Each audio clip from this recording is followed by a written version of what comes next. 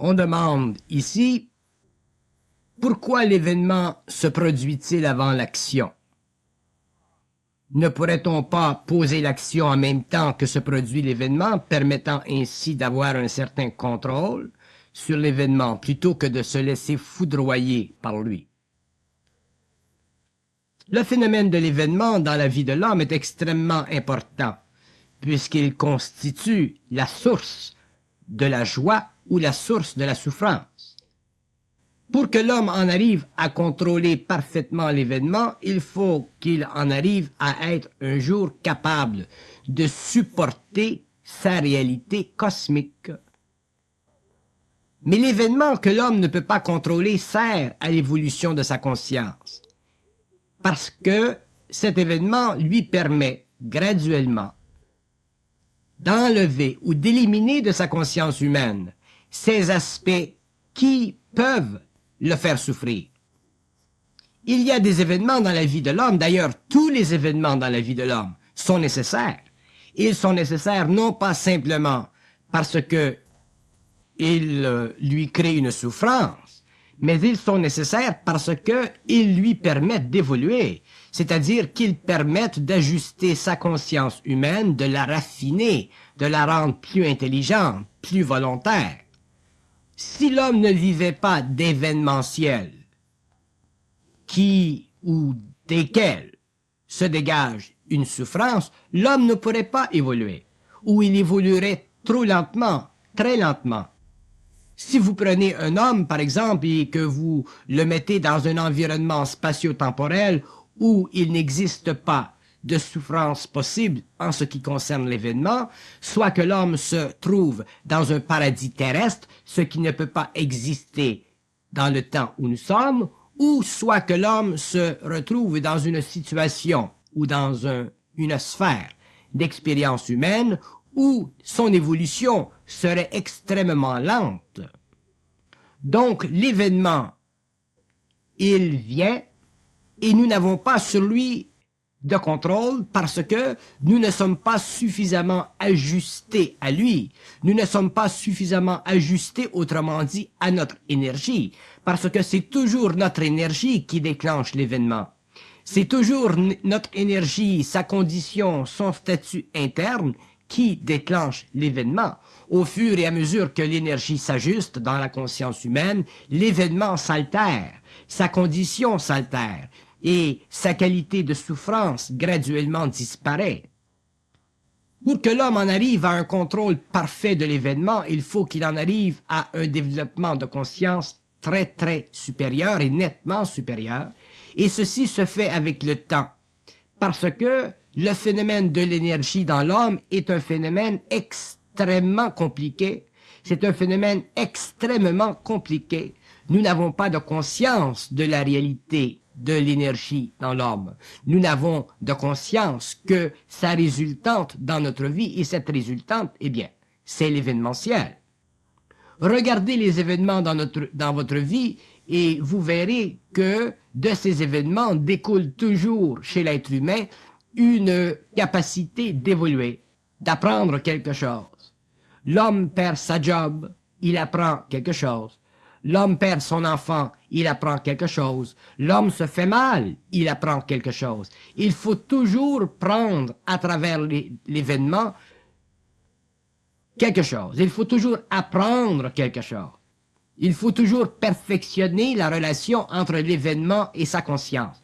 Et si nous n'avons pas de contrôle sur l'événementiel en général ou dans sa plus grande manifestation, c'est parce que nous avons des choses à apprendre. Et ces choses que nous avons à apprendre font partie de l'évolution de notre conscience, font partie de l'équilibre éventuel entre la partie cosmique de l'homme et la partie consciente, mortelle de l'être humain. Il est évident que si nous souffrons de l'événementiel et que notre action ne coïncide pas avec l'événementiel, c'est parce que nous ne possédons pas une volonté ni une intelligence à la hauteur de l'événementiel. Si nous avions ces deux forces en nous parfaitement développées, nous pourrions contrôler l'événementiel. Donc, l'homme ne peut pas contrôler l'événementiel parce qu'il le désire. Il ne peut contrôler l'événementiel que parce qu'il le peut.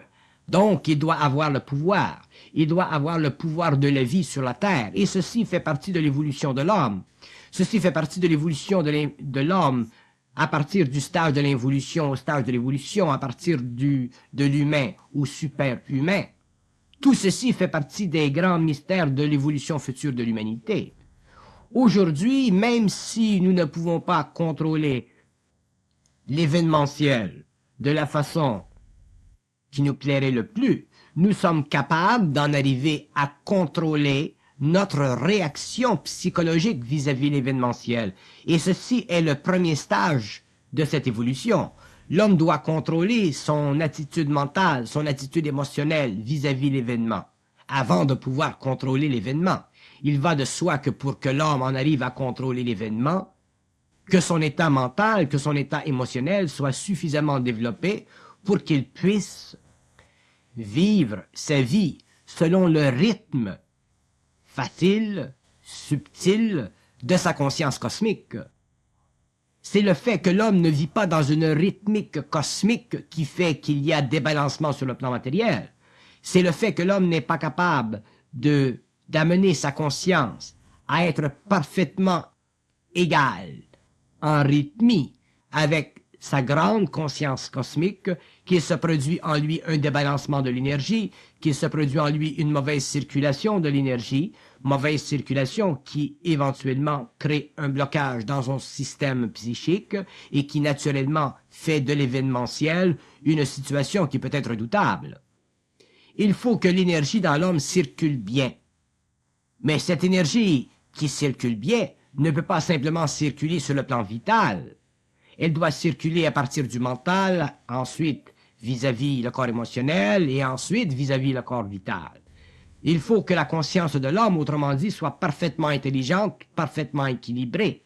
Et pour ce, il faut que l'homme ait une volonté capable d'exercer son droit dans la vie afin d'éliminer de la vie ces aspects qui constipent sa conscience, qui neutralisent son pouvoir et qui font de lui un être assujetti à l'événementiel. Je comprends très bien que plus l'homme se conscientise et plus il voit la mécanicité dans la relation entre l'action et l'événementiel, qu'il se fâche, c'est normal, et c'est très bien d'ailleurs, parce que c'est justement en se fâchant qu'il ajuste sa conscience, qu'il réajuste son tir, et qu'il en arrive graduellement à vivre une vie qui est de plus en plus normale, c'est-à-dire de plus en plus naturelle, de plus en plus en santé, sur tous les plans. Mais ceci ne peut pas se faire dans une journée. Ceci se fait à la longue, au fur et à mesure où l'homme apprend à regarder les conséquences de l'événement, à regarder le pourquoi des événements, à regarder les conditions de l'événement et à voir qu'effectivement, dans sa conscience humaine, il y avait des aspects qui devaient être ajustés afin que cet événement ne fût pas. Donc tous les événements que nous vivons,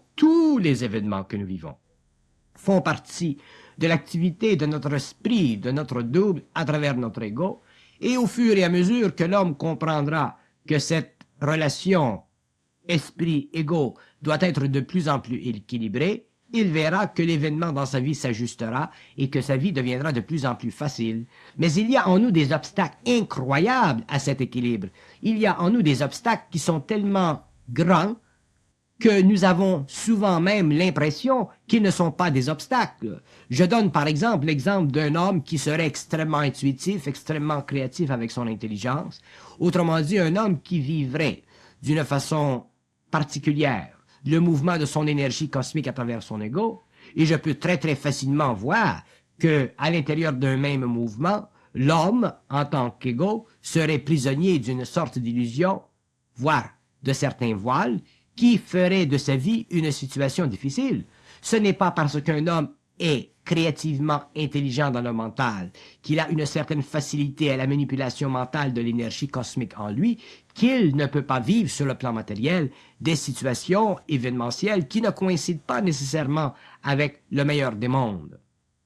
C'est pourquoi je dis, l'évolution de la conscience humaine, elle est extrêmement importante dans ce sens qu'elle doit amener l'homme à la constatation que là où dans sa vie il y a souffrance, il doit y avoir un feu rouge lui permettant de voir de s'arrêter, de prendre mesure de cette souffrance et d'agir dessus. C'est ceci qui amènera un changement dans la circulation de l'énergie. C'est ceci qui amènera l'homme avec le temps à pouvoir vivre une vie de plus en plus libre des aspects événementiels dits négatifs, afin de lui permettre de vivre de l'événementiel positif, plaisant, qui constitue un bien-être, mais qui ne retarde plus son évolution. Combien d'hommes y a-t-il qui puissent regarder leur vie en face, isoler les aspects de leur vie qui constituent pour eux des obstacles et agir dessus? Combien? Combien d'hommes sur notre planète ont la capacité mentale et intelligente de voir à travers la matrix de tous ces aspects de vie qui créent en lui de l'événementiel négatif, de l'événementiel qui crée la souffrance, de l'événementiel qui le lie à des chaînes puissantes? Il n'y en a pas beaucoup.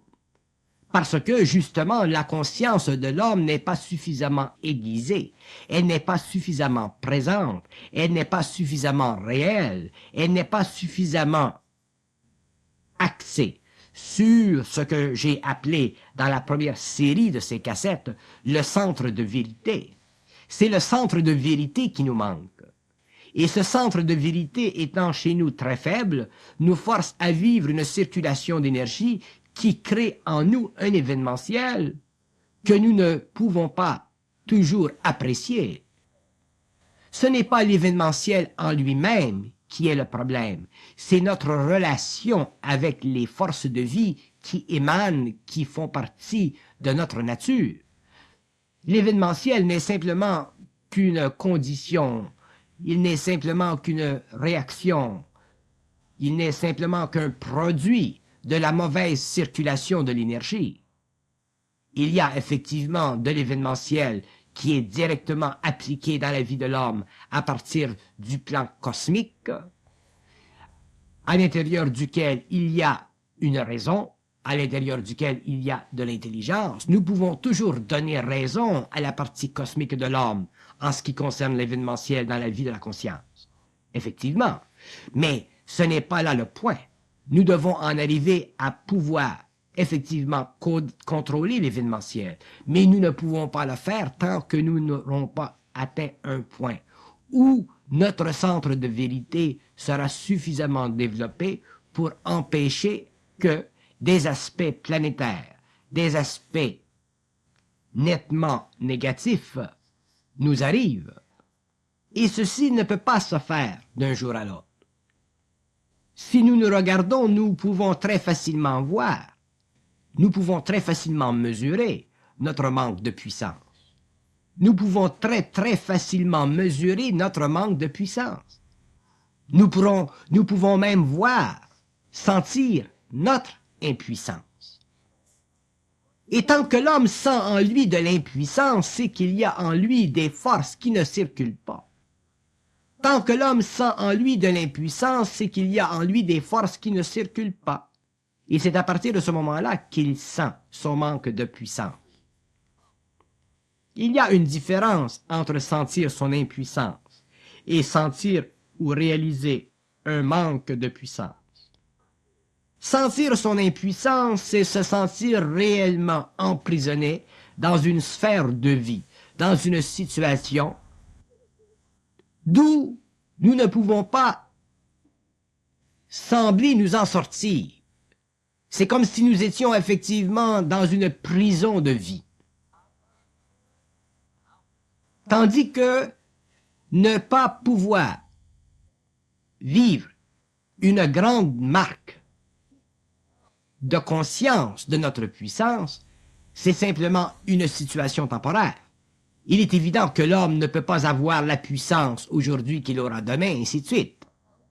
Mais l'homme aujourd'hui, même s'il sent que sa puissance est freinée, qu'elle est limitative ou qu'elle est limitée, ou qu'elle n'est pas en pleine croissance active et dynamique, il peut ne pas sentir d'impuissance. C'est-à-dire qu'il peut sentir qu'il y a en lui un mouvement énergétique de conciliation entre les forces de vie et sa vie. À partir de ce moment-là, il ne souffre plus de l'événementiel comme auparavant. Il ne souffre plus de la négativité de l'événementiel, si négativité il doit y avoir. Il sent de plus en plus pouvoir retirer ses pieds du ciment, donc il sent pouvoir mettre le doigt sur quelque chose de solide, et ceci lui donne suffisamment de corps, suffisamment d'esprit, suffisamment de joie de vivre pour continuer à expérimenter avec les forces qui en lui circulent. Donc, il ne s'agit pas pour nous de contrôler parfaitement l'événement, ceci viendra au fur et à mesure où nous pourrons de plus en plus contrôler notre énergie. Mais il s'agit pour nous de pouvoir graduellement souffrir de moins en moins de l'événement parce que nous pouvons sentir de plus en plus de puissance. Une fois que nous sentirons en nous de la puissance, nous verrons qu'effectivement, les voiles de la vie, c'est-à-dire les rideaux de la vie, pour ne pas confondre les voiles avec les rideaux, nous verrons que les rideaux de la vie s'élèvent, qu'ils se séparent, et que nous avons accès à une plus grande vie, à une plus grande territorialité. Et ce mouvement vers cette plus grande territorialité nous donnera naturellement une plus grande joie de vivre. De temps à autre, il y aura effectivement un événement qui nous cassera les pieds parce que nous n'avons pas parfaitement le contrôle, mais nous serons suffisamment avancés en conscience pour pouvoir bien comprendre cet événement et il sera toujours à la mesure de notre énergie, donc il ne sera jamais très grave. Il ne sera jamais très grave dans la nature même de notre conscience. Nous pourrons facilement l'absorber, nous pourrons facilement traiter avec lui. Parce que, justement, nous aurons suffisamment avancé dans la conscience pour constater qu'effectivement, cet événement fait partie encore d'une mauvaise circulation d'énergie et que, avec le temps, cette circulation s'ajustera encore plus. Mais si nous voulons contrôler l'événement, nous sommes dans de grandes illusions parce que, déjà, notre conscience n'est pas suffisamment ajustée pour que nous puissions travailler avec notre autre conscience, dite cosmique, dans un état d'équilibre parfait. Nous n'avons qu'à constater notre vie pour réaliser que l'énergie ne circule pas. Nous n'avons qu'à regarder notre vie pour constater que notre énergie est beaucoup plus prisonnière, bloquée, qu'elle ne devrait l'être. Et pourtant, nous ne semblons pas pouvoir voir d'ouverture. Pourquoi? Parce qu'il y a un facteur de temps. Mais pourquoi le facteur de temps? Le facteur de temps sert simplement à ajuster notre mental. Le temps sert à ajuster notre corps de désir. Le temps sert à nous rendre de plus en plus rythmiques avec les forces de vie en nous. Pourquoi l'homme ne peut pas contrôler sa vie? Parce que l'homme n'est pas capable de travailler avec le temps. S'il pouvait travailler avec le temps, il pourrait de plus en plus contrôler sa vie, c'est-à-dire qu'il pourrait permettre que certaines énergies en lui circulent lorsque ces énergies doivent circuler. Au lieu que ces énergies circulent avant le temps parce qu'elles auraient été exploitées ou attirées vers les plans inférieurs de sa conscience par un ego qui n'est pas encore ajusté. Donc ce n'est pas sans raison que nous vivons des événements qui ne coïncident pas avec notre action, parce que nous ne sommes pas capables de vivre à l'intérieur du temps. Nous ne sommes pas capables de le contrôler. Contrôler le temps ne veut pas dire l'assujettir à notre conscience. Contrôler le temps veut dire ne pas le souffrir sur le plan de notre conscience. Mais ceci requiert un équilibre de plus en plus grand entre l'ego et l'énergie. Donc ceci requiert une plus grande circulation de l'énergie, une plus grande rythmie dans l'énergie, donc une plus grande réconciliation avec la vie. Réconciliation avec la vie, non pas dans un sens subjectif, dans un sens où l'homme est assujetti, dans un sens où l'homme plie l'échine, dans un sens où l'homme se met à genoux devant la vie. L'homme ne doit jamais se mettre à genoux devant la vie. mais réconciliation avec la vie dans ce sens que la vie a son temps. Parce que la vie, elle est grande, les événements sont grands, leurs interrelations sont complexes, et lorsque l'homme, à travers son intelligence, peut comprendre ceci, il donne à la vie le temps de façonner sa toile afin que lui, plus tard, puisse bénéficier de cette toile façonnée sur les plans invisibles. Mais non, nous voulons tout de suite, nous voulons faire ceci tout de suite, nous voulons être conscients tout de suite, nous voulons être créatifs tout de suite, nous voulons que la terre nous appartienne tout de suite, nous ne réalisons même pas que nous n'avons pas de suite en nous-mêmes. Il faut que l'homme ait une suite en lui-même, et la suite en lui-même, c'est la constance, c'est la relation de permanence entre la circulation de l'énergie et son ego. C'est l'atrophie du corps de désir pour l'expansion de la compréhension. C'est la diminution de l'angoisse pour l'expansion de la conscience. C'est la capacité chez l'être humain, finalement, d'arrêter de prendre la vie d'une façon qui ne coïncide pas avec sa réalité, mais qui coïncide avec son irréalité, autrement dit, avec les mécanismes subjectifs de son ego. Il n'y a aucune personne sur la terre qui ne peut pas regarder, une fois affranchie des grandes illusions psychologiques de sa conscience, qui ne peut pas réellement voir, prendre mesure de son incompétence psychologique. Nous sommes des incompétents psychologiques. Les hommes sont psychologiquement incompétents, donc ils sont psychologiquement incapables de vivre la circulation de l'énergie. Nous sommes tellement incompétents psychologiquement que notre psychologie est devenue le sceau de notre incompétence.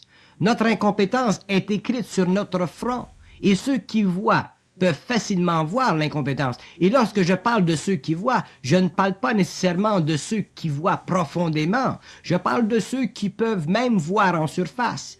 Un homme qui rencontre un homme peut facilement voir l'incompétence de l'autre. Pourquoi les hommes peuvent-ils voir leur mutuelle incompétence? Parce qu'ils sont mutuellement incompétents, autrement dit, parce que tous les hommes sont incompétents. Et tant que l'homme vivra de l'incompétence, il y aura en lui une soif, c'est-à-dire un désir profond de pouvoir vivre l'action en fonction de l'événement. Et ceci lui créera une angoisse, et cette angoisse, justement, l'avertira du besoin de cesser son incompétence pour en arriver à être compétent psychologiquement, c'est-à-dire à être capable psychologiquement de travailler avec le temps. Et lorsque l'homme sera capable psychologiquement de travailler avec le temps, ce qui implique de la compétence psychologique, il sera capable de vivre une circulation d'énergie de plus en plus harmonieuse, de plus en plus rythmique. Donc la réconciliation avec la vie se fera, et lorsque l'homme est réconcilié avec la vie, il ne lui tombe pas du ciel des événements qui constituent pour lui une souffrance insupportable. Mais je veux continuer sur le phénomène de l'incompétence. L'incompétence psychologique de l'homme veut dire son incapacité de voir à travers ses illusions et son incapacité de rapatrier son énergie. L'incompétence psychologique de l'homme veut dire ne pas être capable de convertir ses attitudes en puissance.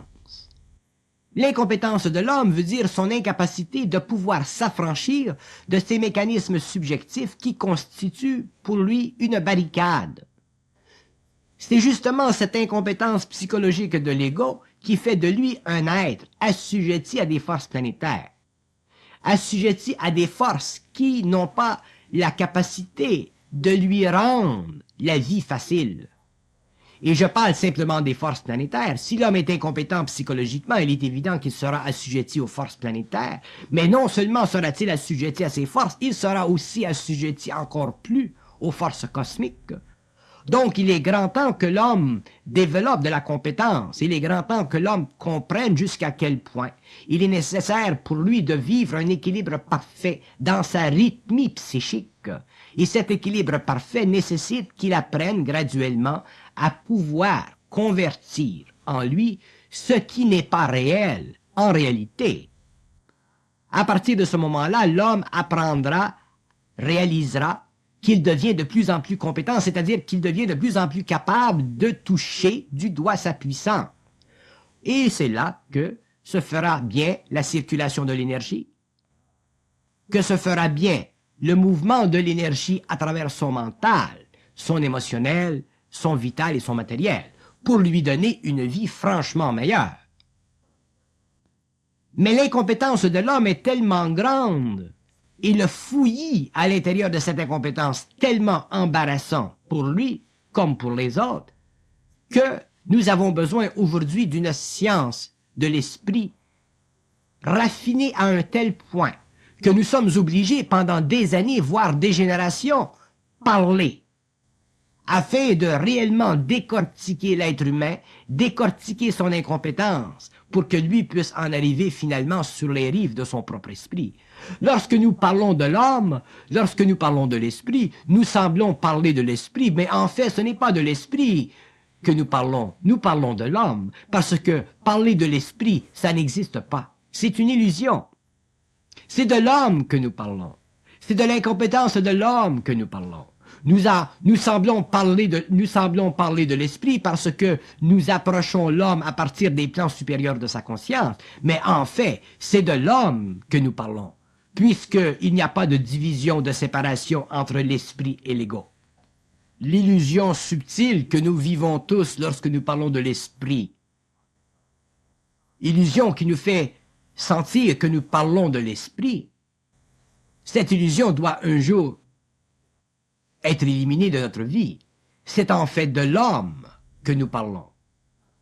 Et si nous parlons de l'homme, nous parlons de son incompétence psychologique. Éliminez de l'homme l'incompétence psychologique et vous avez chez l'homme une compréhension parfaite de l'esprit. Éliminez de l'homme l'incompétence psychologique et vous avez une conversion instantanée entre l'ego et l'esprit, entre l'homme cosmique et l'homme planétaire. Éliminez l'incompétence psychologique et vous avez un homme réel, donc vous avez un esprit qui se manifeste parfaitement bien, donc vous avez une parfaite circulation d'énergie. Éliminez l'incompétence de l'homme psychologiquement et vous avez un homme dans son intelligence créative, dans sa volonté créative, dans son amour créatif. Donc vous voyez que lorsque nous approchons les rives de la conscience supramentale, lorsque nous approchons les grands plans de la science mentale, c'est réellement de l'homme que nous nous approchons. Nous ne nous approchons pas de l'esprit. C'est une illusion. C'est justement cette illusion qui a été caractéristique de la recherche spirituelle de l'évolution chez les ésotéristes et les occultistes. Les occultistes et les ésotéristes n'ont pas cherché l'homme, ils ont cherché l'esprit. Ils ont cherché à comprendre l'esprit. Et ils ont perdu la compréhension de l'homme. Et aujourd'hui, à la fin du 20e siècle, ils sont obligés, ou ils seront obligés, de rebrousser chemin parce que, justement, c'est l'homme qui est psychologiquement incompétent. Et de son incompétence psychologique relève son incapacité d'être parfaitement harmonisé à l'énergie de l'esprit. Lorsque l'homme est parfaitement harmonisé à l'énergie de l'esprit, il est évident que la relation entre cet esprit et son ego est une relation très facile. C'est pourquoi d'ailleurs que le savoir est si facile. Pourquoi est-il si facile le savoir? Parce que l'énergie de l'esprit circule bien. Autrement dit, parce que l'homme cesse d'être incompétent psychologiquement.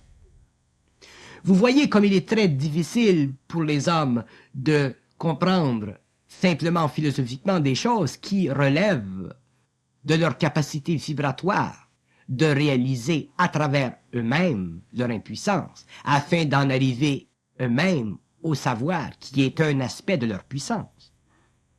Pourquoi l'homme ne peut pas, à travers la philosophie de la science du mental, en arriver à éliminer l'incompétence psychologique?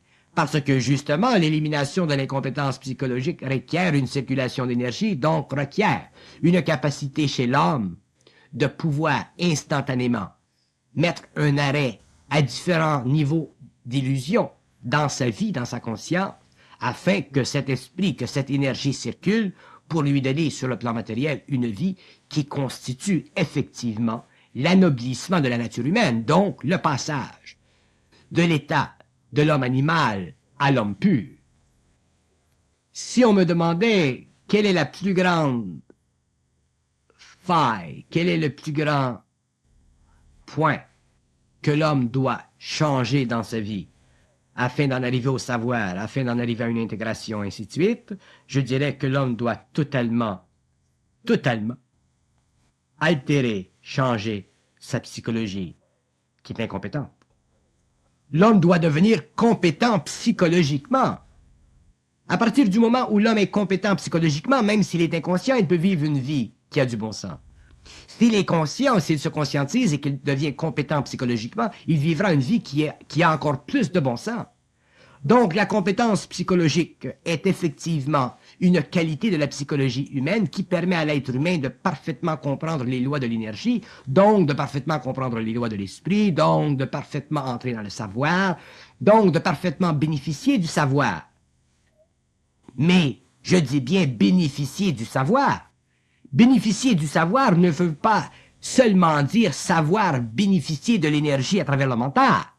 Bénéficier du savoir veut dire bénéficier de l'énergie en soi, qui nous permet en tant qu'homme d'utiliser le savoir pour notre bien-être, et non pas d'utiliser le savoir afin de nous rendre de plus en plus assujettis à sa puissance.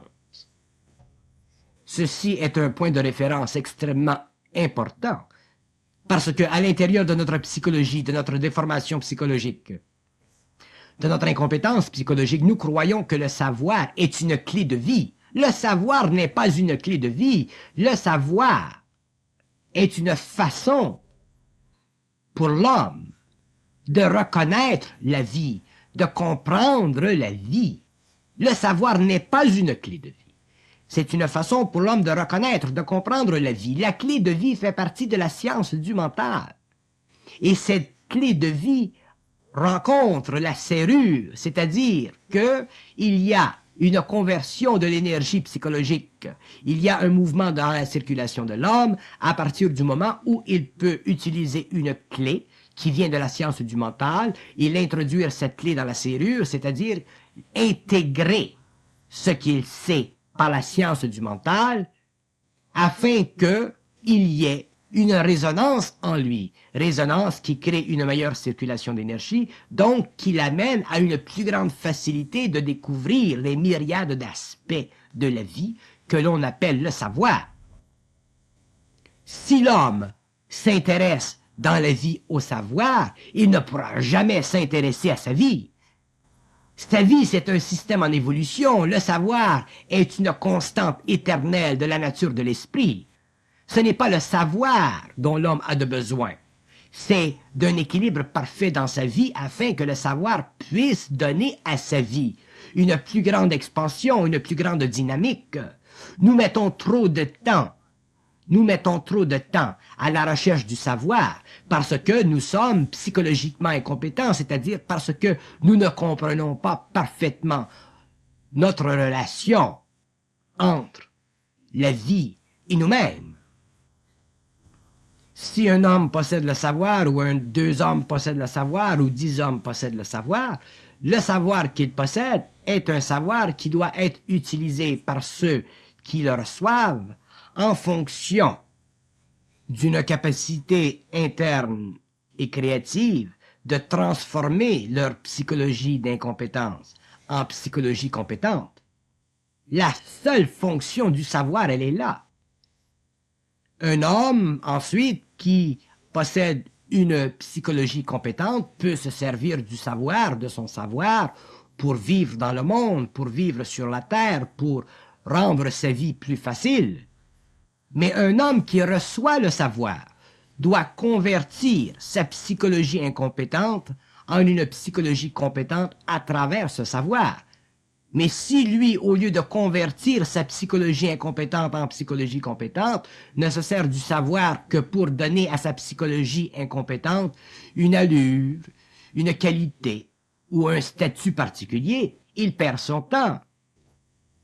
C'est probablement ce qu'a voulu me dire une personne dans une lettre lorsqu'elle m'a dit qu'il y a, dans certains coins, du snobisme parmi les gens qui se disent avoir une conscience supramentale. Et il n'y a pas d'erreur dans ce qu'elle dit. Il y a des gens qui se sentent particulièrement différents parce que ils ont accès à une gamme de connaissances qui diffère de ce que nous avons en général dans le monde. Ceci revient à ce que je disais. Nous sommes psychologiquement incompétents, nous avons accès à un certain savoir, et au lieu de transformer notre psychologie incompétente en psychologie compétente, nous utilisons ce savoir pour donner à notre psychologie certains contours, certaines qualités, un certain statut, voire même, peut-être, un certain snobisme. Mais quelle perte de temps! Je dirais même plus, quelle perte d'argent! Dans l'incompétence psychologique, il y a un chaînon invisible et manquant. Il y a quelque chose dans l'incompétence psychologique qui manque afin que l'homme bénéficie d'un rapport étroit entre sa conscience interne et sa conscience externe, ou sa conscience cosmique et sa conscience planétaire. Et ce chaînon manquant doit être découvert. C'est la découverte de ce chaînon manquant qui permettra à l'homme d'éliminer son incompétence psychologique, de sentir un accroissement de puissance, de sentir un mouvement en lui qui l'amène quelque part dans la vie vers une identité qui lui est propre et réelle.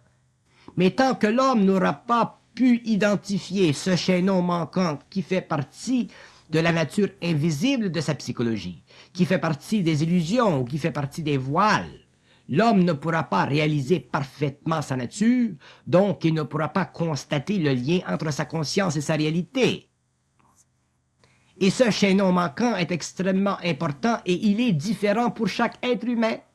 Il n'y a pas de chaînon manquant universel. Chaque être humain possède un chaînon manquant qui constitue l'atrophie de son intelligence et qui, naturellement, crée les conditions parfaites pour une psychologie incompétente, pour une psychologie, autrement dit, incapable de résoudre parfaitement le lien qui doit exister entre le savoir et la vie. Et ce chaînon manquant, j'en ai parlé dans la première cassette, je crois, et je lui ai donné un nom, je l'ai appelé le point de vérité.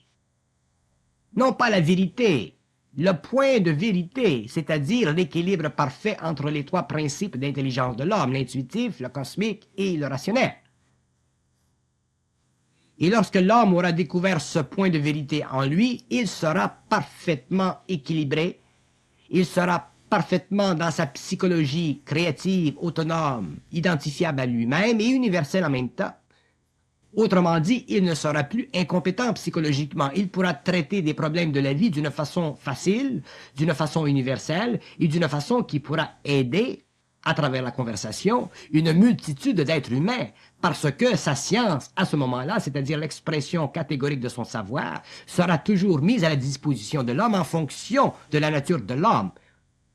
Autrement dit, l'homme qui aura découvert son centre de vérité parlera toujours à l'homme, à l'individu, en fonction de lui-même. Il ne parlera pas à l'homme en fonction de lui-même. Il parlera à l'homme en fonction de lui-même, c'est-à-dire en fonction de cet homme. Et à partir de ce moment-là, cet homme pourra franchement réaliser certaines choses qui font partie d'un appui supérieur sur le plan de l'expérience, parce que une autre personne aura compris et réalisé des choses qui ne font pas encore partie de la conscience de ce dernier. Je vous fais très bien remarquer que l'incompétence psychologique n'a absolument rien à voir avec l'éducation de l'homme. L'incompétence psychologique fait partie des mécanismes subjectifs de la personnalité humaine. Et lorsque l'homme devient psychologiquement compétent, il devient un être capable de résoudre tous les problèmes de tous les hommes, si il le veut. Autrement dit, il devient capable de comprendre tous les hommes, parce que justement, étant psychologiquement compétent, il a la capacité à la fois de s'instruire et à la fois d'instruire l'autre dans un même temps. Mais ce n'est pas ce qui se passe chez les hommes. Lorsque les hommes parlent aux hommes, ils veulent instruire les autres hommes. Ils ne s'instruisent pas en même temps qu'ils instruisent l'autre. Et si vous me demandez, donnez-moi un exemple concret de l'incompétence psychologique, afin de le déceler, je vous dirai que si vous parlez à quelqu'un et que vous ne vous instruisez pas en même temps que vous l'instruisez, il y a en vous de l'incompétence psychologique.